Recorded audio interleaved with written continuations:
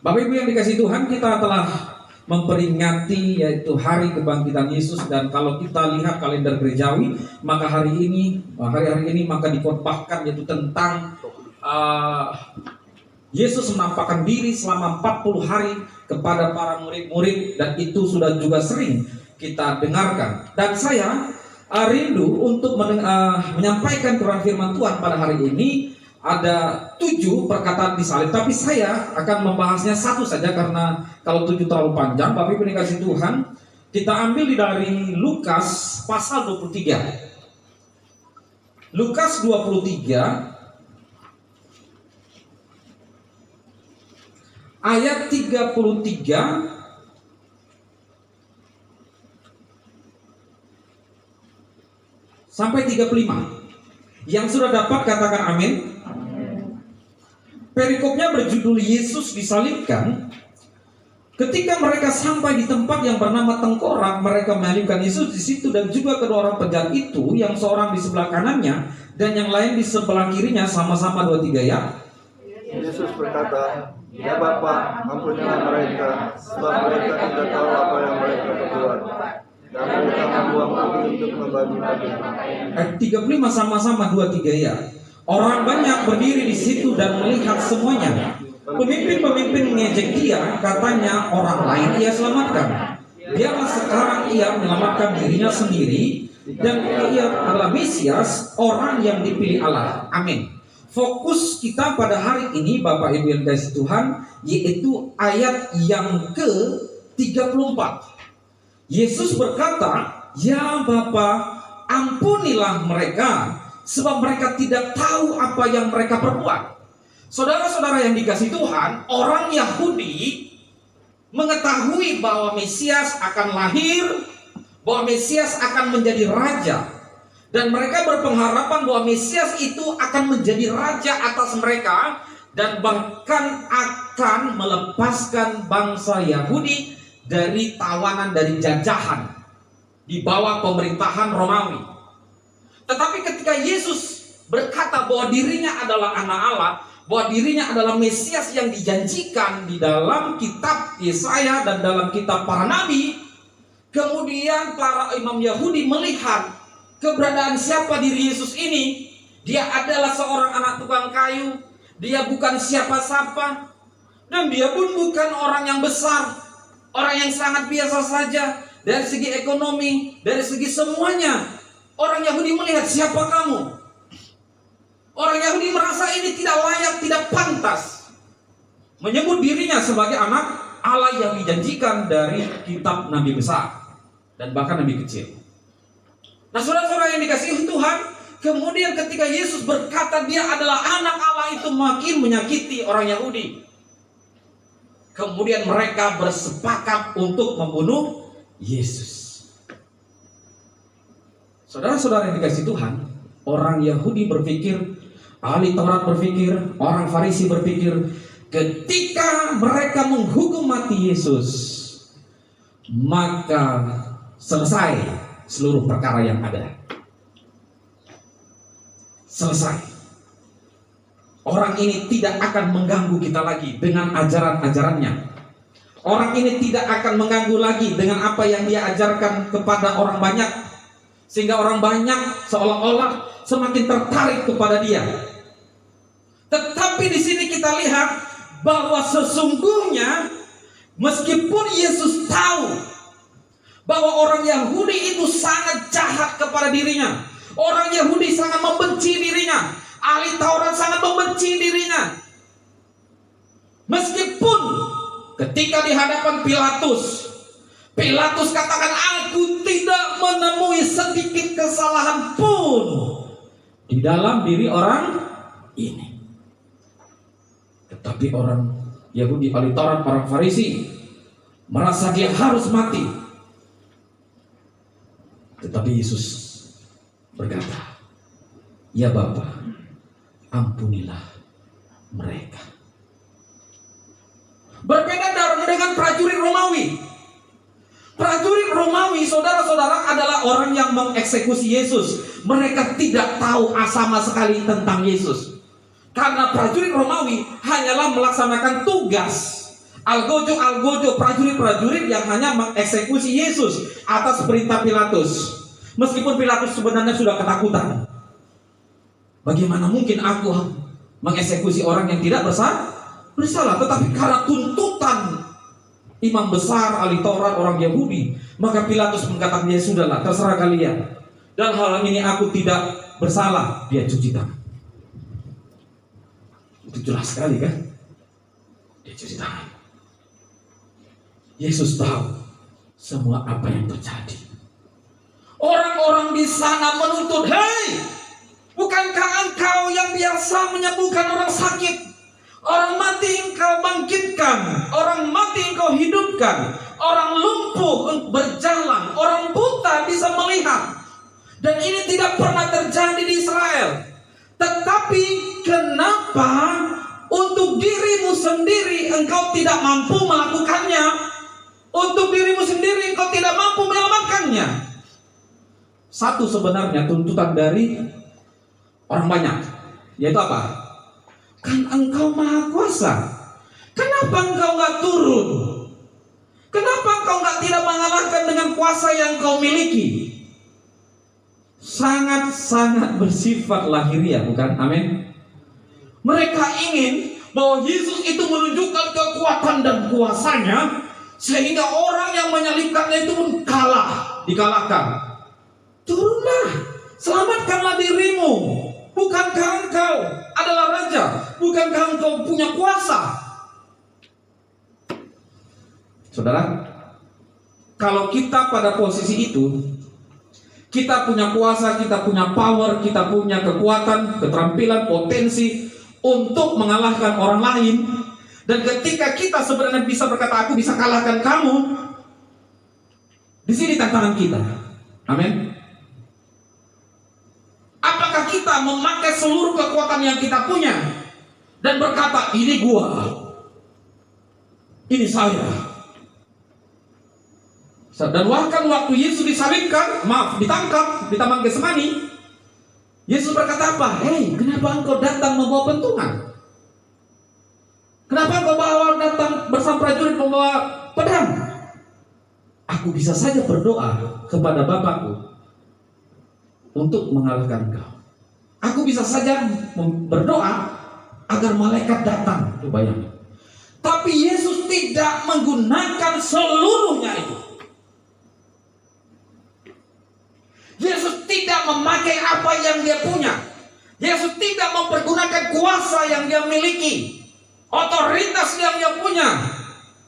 Cukup Yesus katakan, semua prajurit Romawi itu dan semua orang-orang yang ada di situ bisa mati. Hanya cukup ini. Yesus tidak menggunakannya. Justru Yesus berkata, ya Bapa, ampunilah mereka. Saudara-saudara yang dikasihi Tuhan, kita memiliki tantangan yang sama. Ketika kita bisa saja marah, ketika kita bisa saja membalas kejahatan dengan kejahatan, Yesus dicambuk, disiksa, diludahi, dilucuti pakaiannya, ditelanjangi, dihina, padahal dia tidak berbuat salah. Semua orang yang dia layani, melihat kuasa dan mujizatnya, pun akhirnya berbalik dan berkata, selamatkan dirimu. Orang yang dia layani, orang yang dia kasihi pun pergi. Yesus tidak menggunakan kuasanya untuk membalasnya, Bapak Ibu. Ini menjadi teladan bagi kita. Amin. Ketika kita dalam suatu situasi di mana kita dalam situasi di mana kita merasa kita tidak bersalah, kita bisa saja membalasnya. Kita bisa melakukan sesuatu lebih dari itu. Kita punya potensi, kita punya kuasa, kita bisa kekuatan, bisa mengalahkan orang lain itu, musuh mungkin orang yang membenci kita. Tetapi kita harus berkata, Tuhan, ampuni dia. Amin. Kita harus berkata, Tuhan, ampuni dia. Sama seperti Yesus berkata, ya Bapa, ampunilah mereka. Ini salib kita. Amin Bapak Ibu. Maukah kita berkata, Tuhan, aku mengasihinya? Yesus berkata, kasihilah sesamamu manusia, sama seperti Tuhan. Dan kasihilah musuhmu. Kasihilah orang yang membenci engkau. Ini dilakukan Yesus di atas kayu salib. Sempurna, saudara.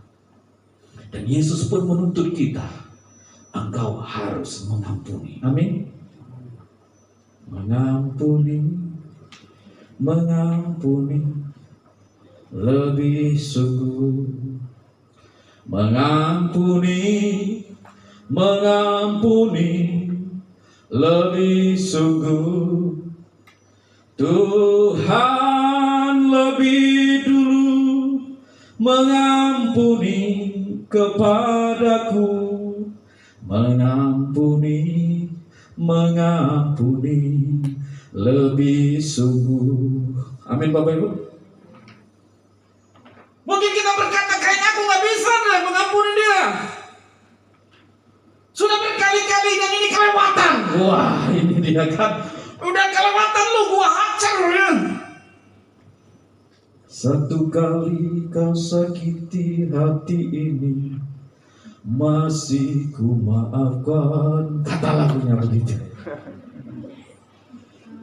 Dua kali kau sakiti hati ini, juga ku maafkan. Tiga kali kau sakiti hati ini, gua pecat juga lo. Nah, apakah kita masih begitu? Kadang-kadang. Ya, Bapak Ibu gimana? Kadang-kadang dia juga sih gitu. Kita kadang-kadang disenggol sedikit, aduh. Kita kadang-kadang ada perkataan sedikit, aduh. Kita rasanya pengen gue remes lu kayak kain dicuci, gitu kan?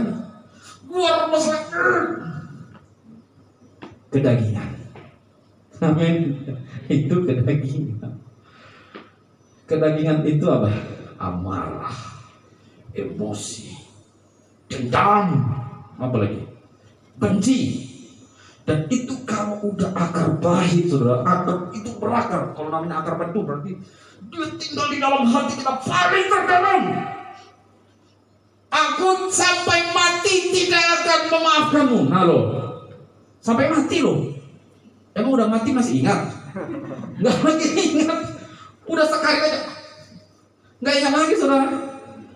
Dia berkata sampai mati. Widih. Ada orang lain berkata begini, lo kalau tidak sujud di hadapanku, ngeri, ya kan?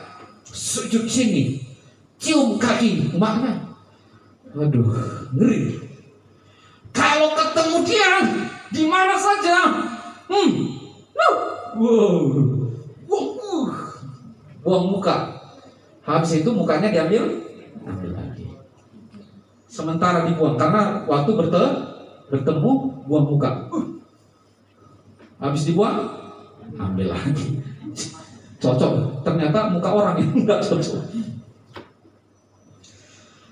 Aduh, saudara, kebencian, amarah, dendam membuat kita tidak sehat.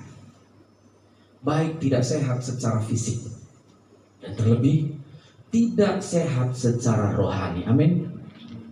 Orang yang membenci, dendam, akar pahit dalam hatinya, saudara, sedikit saja pun siapa nanti yang menyenggol,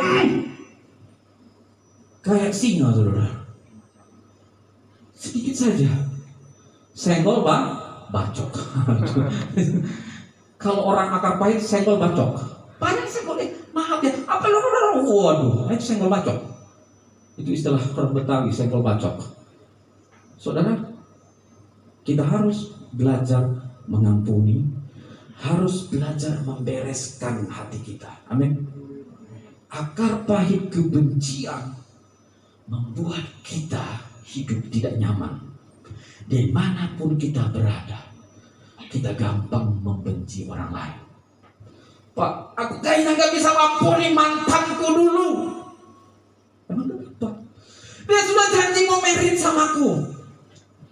Dia mau merit denganku. Udah menjanjikan bulan madu di Prancis, Italia.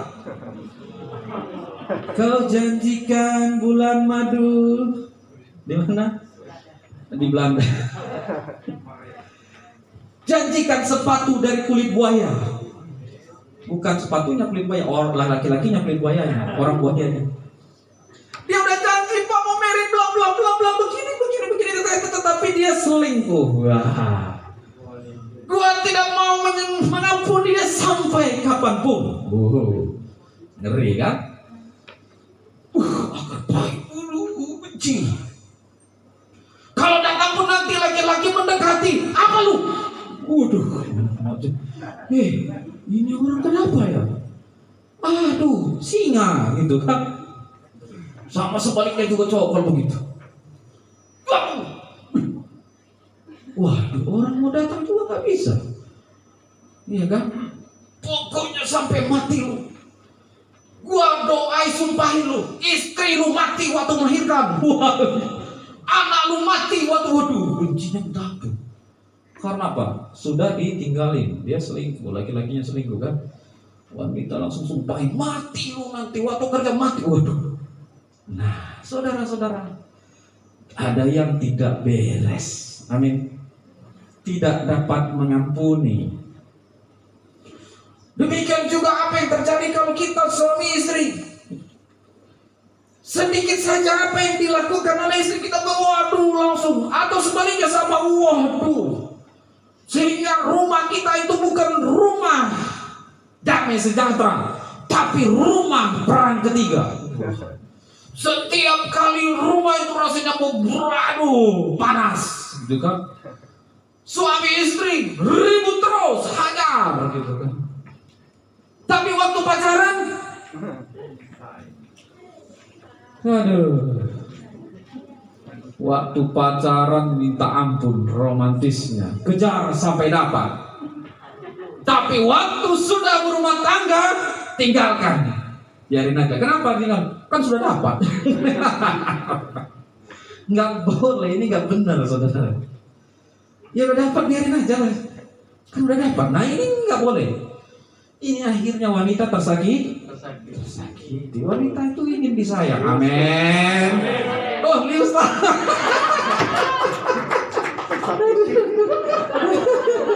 Iya.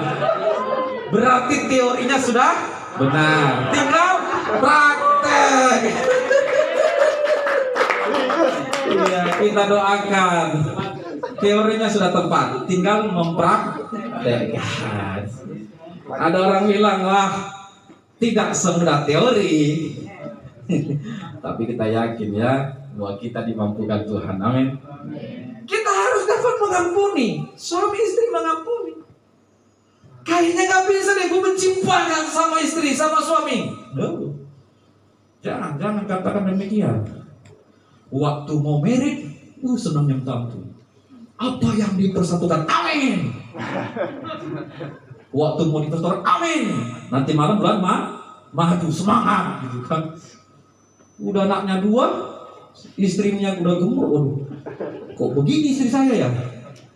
Langsing.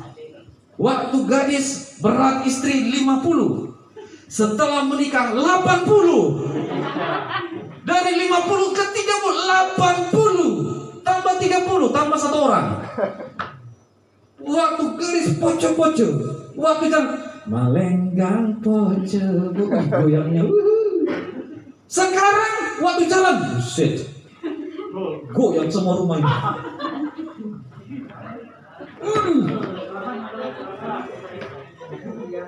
Waktu jalan, ya kan masih pacaran begitu kan, waktu jalan udah pinggangnya dilihat, kakinya dilihat, ya kan? Enak memang kalau lihat anak gadis tuh jalan, kan masih langsing kan? Udah emak, buset. Kalau anak gadis kan enak, kakinya juga cip, ya kan? Lincah. Udah gemuk, ngangkat kaki aja susah.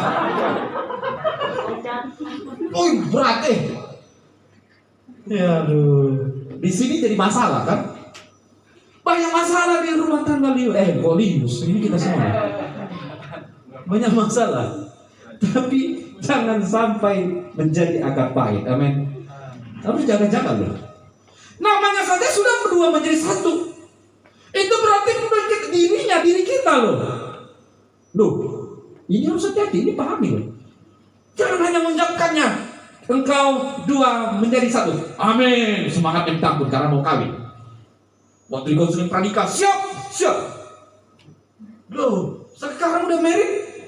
Melihat dia, mana sih? Dia lupa. Dia sudah dipersatukan. Kalau sudah dipersatukan, masih dua enggak? Enggak, jadi satu, sadari.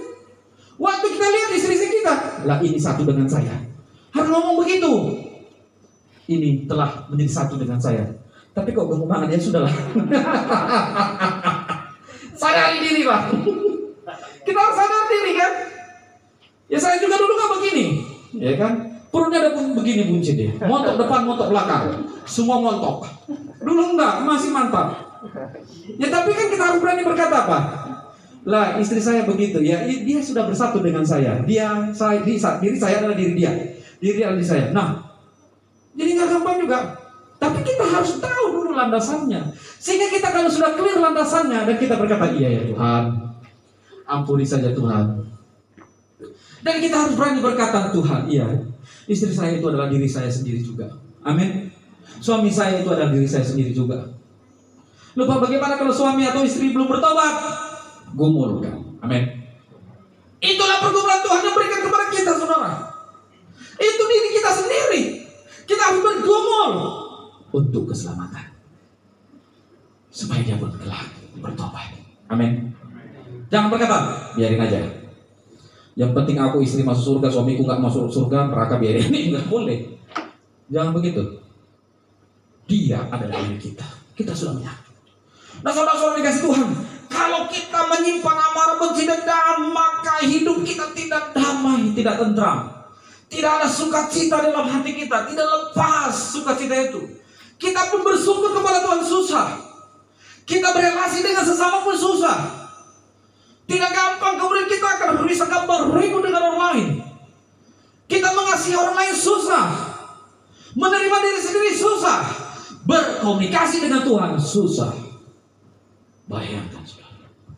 Mukanya pun jadi susah. Kalau kita menyimpan amarah, dendam, muka pun muka susah. Benci.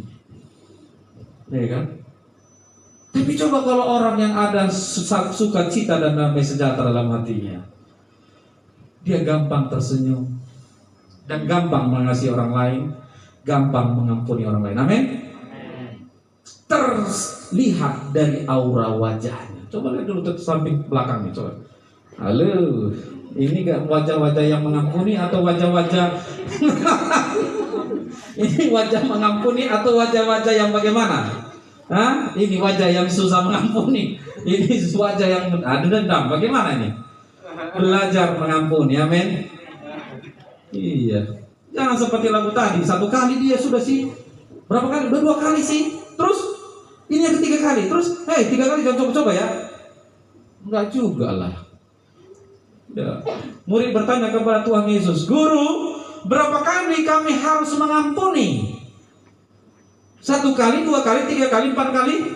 Yesus katakan apa? 70 kali? Jadi berapa kali? Kalau hitung numerik 490 kali. Tapi sebenarnya bukan itu yang dimaksud Tuhan Yesus. 70 dalam angka Yahudi angka sempurna. Artinya apa? Tidak terbatas. Itu artinya saudara. Tidak terbatas kita mengampuni. Sama seperti Yesus mengampuni kita. Sama seperti Bapa mengampuni kita. Loh kok bisa sih? Masa omong kosong orang Kristen? Omong kosong kalau tidak mengandalkan Tuhan. Amin. Omong kosong kalau tidak mengandalkan Roh Kudus. Tapi kalau kita mengandalkan Roh Kudus, jangankan 490 kali, lebih dari itu kita dapat mengampuni sesama kita. Amin. Saya yakin dan percaya. Kenapa? Roh Kudus mengerti mengerjakannya dalam hati kita.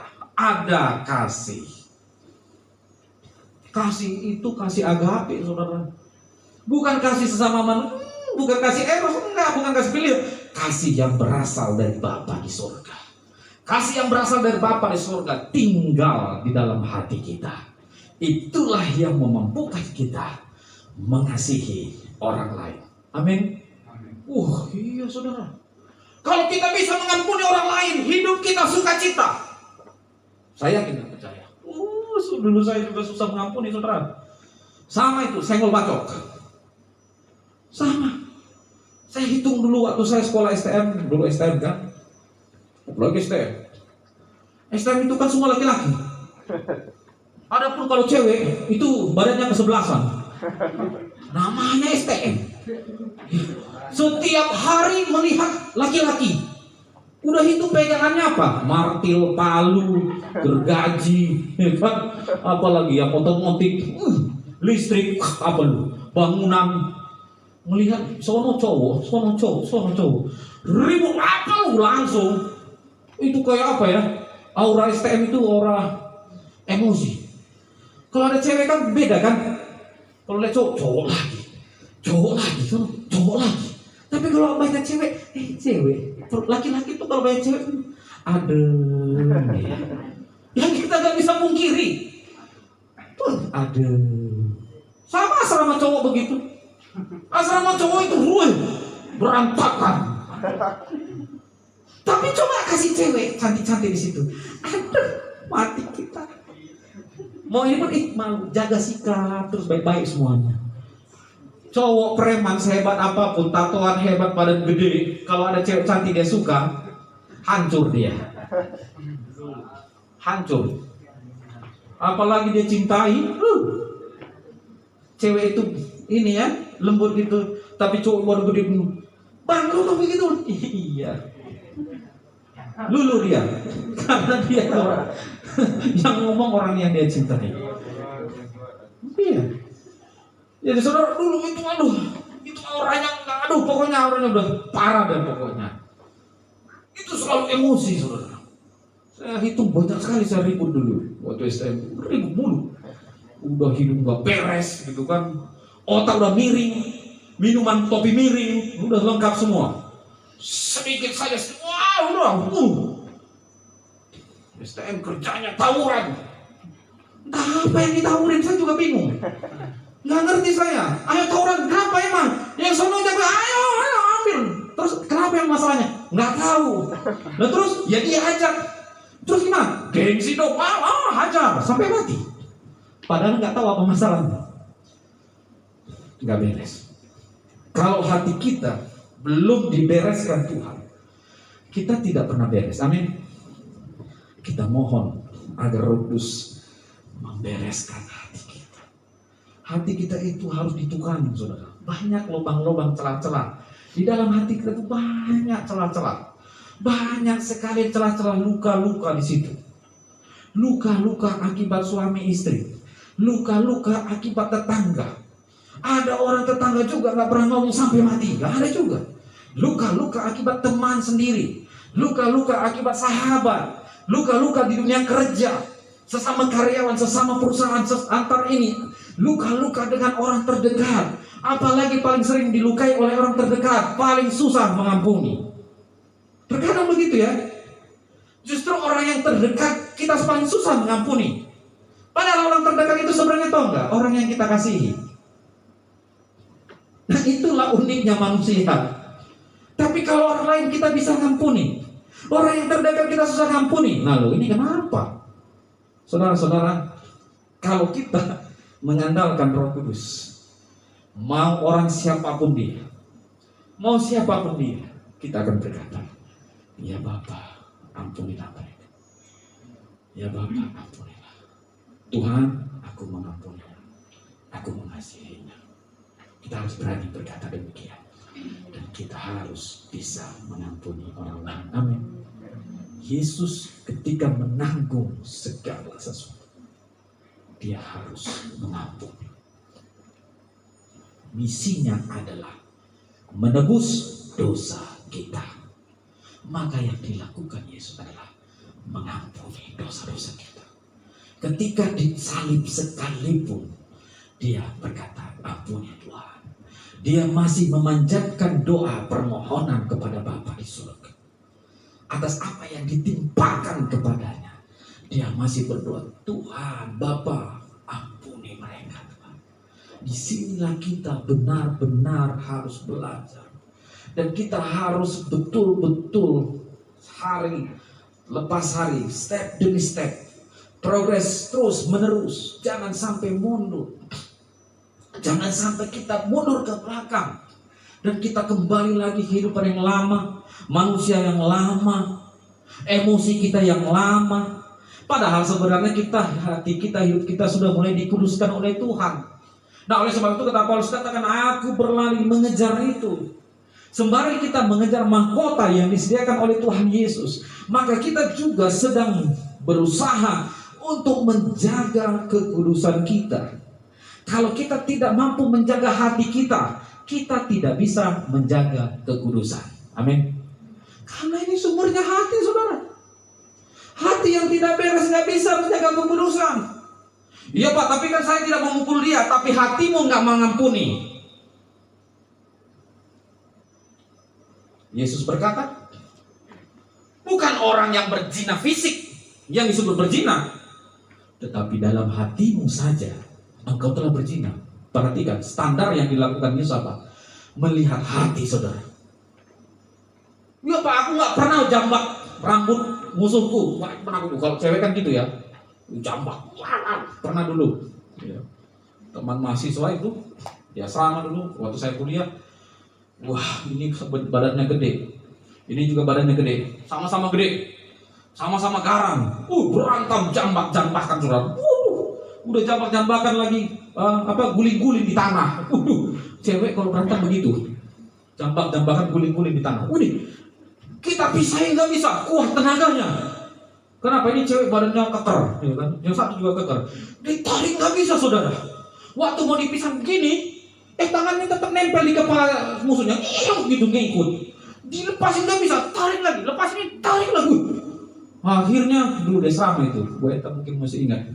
Akhirnya kita bilang, wah, nggak bisa ini, terus gimana? Akhirnya semua cowok-cowok pun melihat pertandingan. Ayo, bukan selaman. Dipisahin nggak mau. Waduh.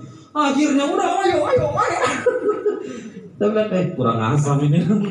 Aduh, ini calon hamba Tuhan. Itu tantangannya saudara. Tantangannya luar biasa. Saudara-saudara, kita harus belajar. Kita harus belajar menguasai hati kita, menguasai tangan kita. Dan bahkan Tuhan Yesus katakan, dalam hati saja, hati kita pun benci kepada seorang, itu sudah membenci dan dosa. Bahkan kita tidak apa-apain dia, tapi kita gitu aja udah. Menyimpan benci saja dosa. Dan bahkan Yesus di dalam kitab Yakobus katakan apa?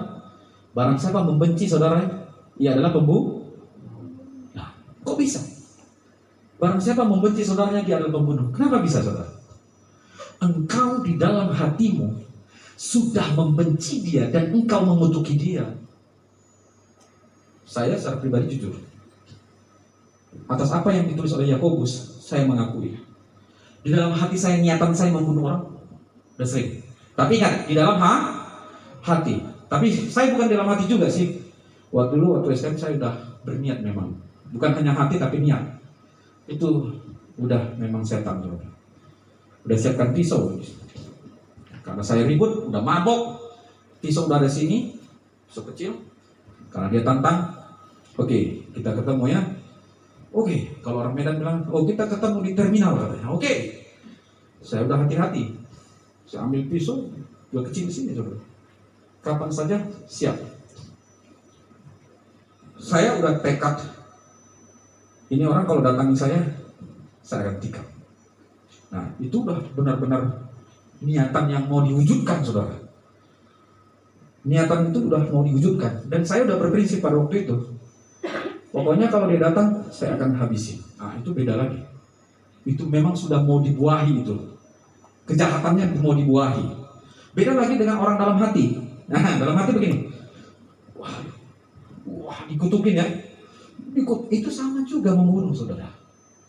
Jadi apa yang dilakukan pembunuh itu adalah dia langsung eksekusi buahnya. Dosa yang melahirkan buah kematian. Ada lagi orang penjahat yang sebenarnya tidak niat. Ada itu, saudara.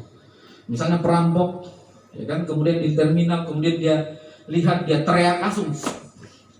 Saudara, dia nggak niat kan, tapi karena si bayi langsung. Di dalam pasal undang-undang berbeda. Tapi yang sering kita lakukan apa, saudara? Dari hati loh, nggak main-main. Itu kok katanya Tuhan Yesus itu luar biasa. Di dalam hatimu saja engkau membenci saudaramu, engkau telah membunuhnya. Inilah sering yang kita lakukan. Kita harus jujur di hadapan Tuhan. Makanya firman Tuhan katakan, barang siapa membenci saudara. Aduh. Iya, turun. Kita tunggu ya Bapak Ibu.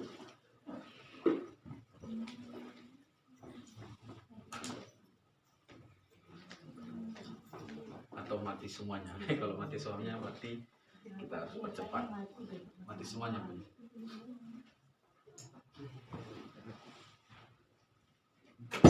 Amin. Iya. Turun. Ya kadang-kadang turunnya.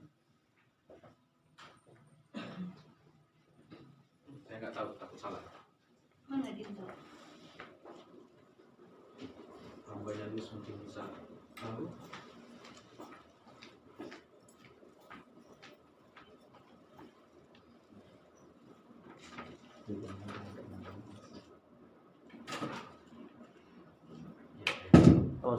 Oh serius? Iya berat ya. Belum tahu. Betul. Berat. Mati satu. Iya. Nah, bisa dimatikan yang besar ya mungkin ya. Iya. Iya, baik. Bapak Ibu dikasih Tuhan, bahkan di dalam hati kita pun kita sudah berdosa di hadapan Tuhan. Dan oleh sebab itu maka kita mohon pengampunan daripada Tuhan. Saudara-saudara, apa akibatnya kalau kita tidak mengampuni? Sama seperti doa Bapa kami, Bapak Ibu saudara kasih Tuhan. Firman Tuhan katakan apa? Ampunilah kami akan kesalahan kami, seperti kami juga mengampuni orang yang bersalah kepada kami. Lalu bagaimana kita berdoa kepada Tuhan kalau kita tidak mengampuni? Tanyakan hati kita. Kita berdoa tapi kita belum mengampuni. Tuhan katakan apa? Bereskan dulu, saudara. Bereskan hati kita. Bisa bereskan hati kita dengan pimpinan Tuhan. Katakan, Tuhan, aku mengampuni dia. Sehingga seluruh doa dan bahkan seluruh ibadah kita pun tidak terhalang di hadapan Tuhan. Apakah mungkin tidak ada dosa yang besar yang tidak mungkin tidak bisa diampuni? Saudara, mertua saya, bapaknya Jessica itu pulang dari pelayanan khotbah, ya, dia khotbah pulang dari pelayanan, boncengan juga dengan pendeta. Ada anak muda di Medan ya, anak muda mabok, ya kan malam minggu, udah jam 11 gitu kan. Kalau udah malam minggu kan orang mabok semua anak muda, kencang. Kalau di Medan namanya kereta. Bayangkan, orang Medan tuh hebat, masing-masing punya kereta. Orang Jakarta nggak punya kereta, kalah. Tapi di Medan itu masing-masing punya kereta. Dia naik kereta, maksudnya naik motor. Kencang sekali saudara, tabrak. Berbentur di lantai, aspal maaf. Wah, itu bengkak semua, darah semuanya. Bulu. Secara manusiawi itu orang bisa kita penjarakan kan. keluarga Jessica itu ada polisi, intel lagi. Dia tanya kepada mamanya, bagaimana ini mau saya penjarakan atau gimana? Tapi karena ingat, bapak mertua itu hamba Tuhan, rembuk keluarga mereka, misalnya mau ambil keputusan apa? Jangan. Baik. Kita belajar untuk mengampuni. Itu anak muda datang bersama orang tuanya, datang ke rumah mereka dan minta ampun. Orang seberang minta ampun, dan keluarga besar mereka sepakat untuk mengampuni dan tidak pernah meminta denda apapun, tidak menuntut apapun. Bayangkan nyawa saudara. Inilah belajar, kita sedang belajar mengampuni. Seandainya kita kan bisa juga berkata, wah ini ada polisi keluar tangkap, bila perlu denda sebesar gua, kan ada yang begitu saudara, dan memanfaatkan situasi itu untuk menekan. Itu banyak terjadi. Lagi orang Medan saudara, ditekan habis bisa sekian baru selesai perkara. Nah, tapi karena kita anak Tuhan, prinsip mengasihi itu kita lakukan. Tahun lalu juga begitu, abang saya itu pulang dari pelayanan. Abang saya di Batam tuh pemain musik juga di GBI. Pulang dari pelayanan, kemudian naik motor, ya kan, dia boncengan juga dengan hamba Tuhan lainnya. Angkot mungkin ngantuk ngebut sekali saudara, menghantam motor mereka,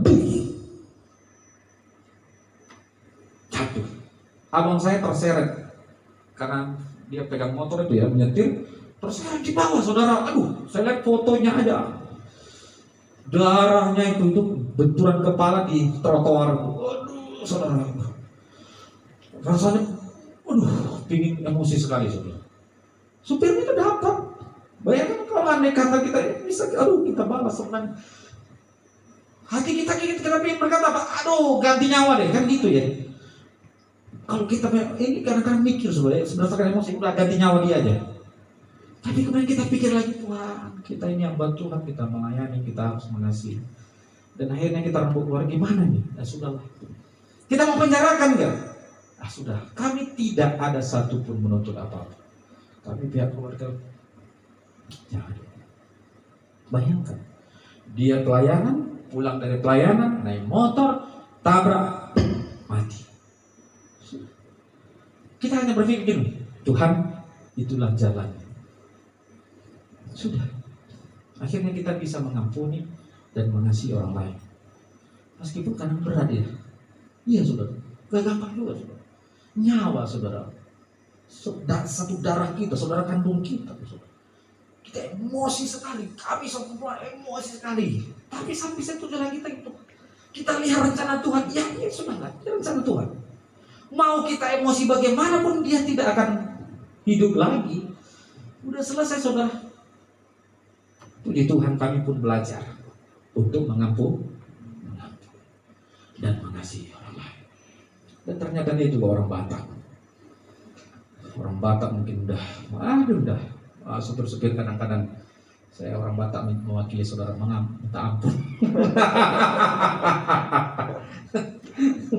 Saya orang Batak mewakili saudara-saudara orang Batak minta ampun kepada saudara. Memang itu terjadi kok. Seringkali itu kalau di Senen juga Metro Mini, Mikroland, jangan saudara-saudara juga bisa trauma kan lihat gaya orang mereka itu kan, ngebut minta ampun ya. Nggak takut mati saudara. Padahal hanya mengejar 5.000 perak. Itulah saudara. Tapi puji Tuhan, Tuhan Yesus mengajar kita mengampuni. Amin. Amin. Bapak Ibu dikasih Tuhan, saya undang para rekan-rekan untuk menaikkan pujian kita. Mengampuni, mengasihi. Terima kasih.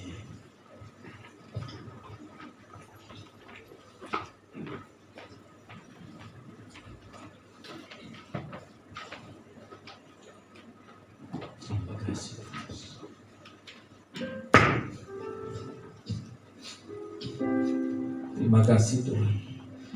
Kami mau belajar Tuhan untuk mengampuni.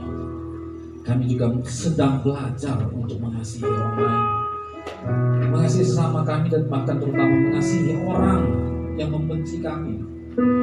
Kami sedang belajar Kami tahu, kami sadar Tuhan, tidak gampang, tidak mudah Tuhan. Seringkali daging kami berontak, kedagingan kami berontak Tuhan. Tepatlah firman Tuhan katakan, roh penurut, tetapi daging ini sering berontak. Tuhan, ajar kami untuk menyalahkan kedagingan kami, agar kami Tuhan mampu hidup dalam roh, hidup di dalam pimpinan Roh Kudus, agar kami tidak menampilkan kedagingan kami, amarah, benci, akar pahit, emosi, kebencian. Tuhan, jangan biarkan kedagingan kami menguasai diri kami.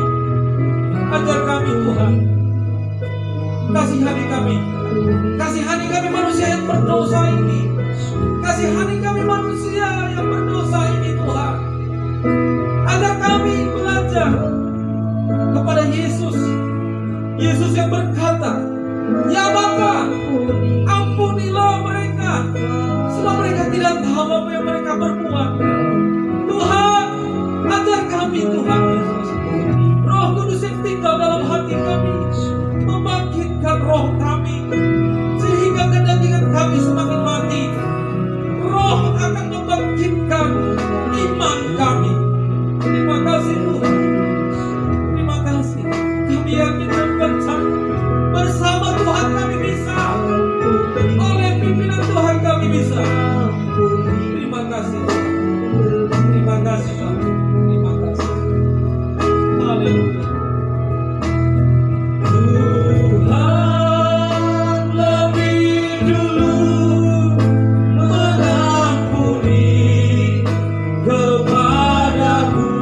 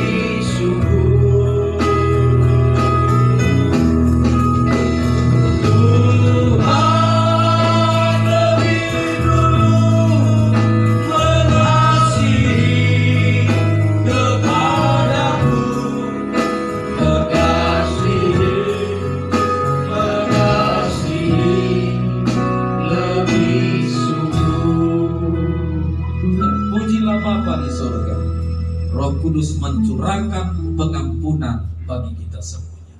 Haleluya. Amin.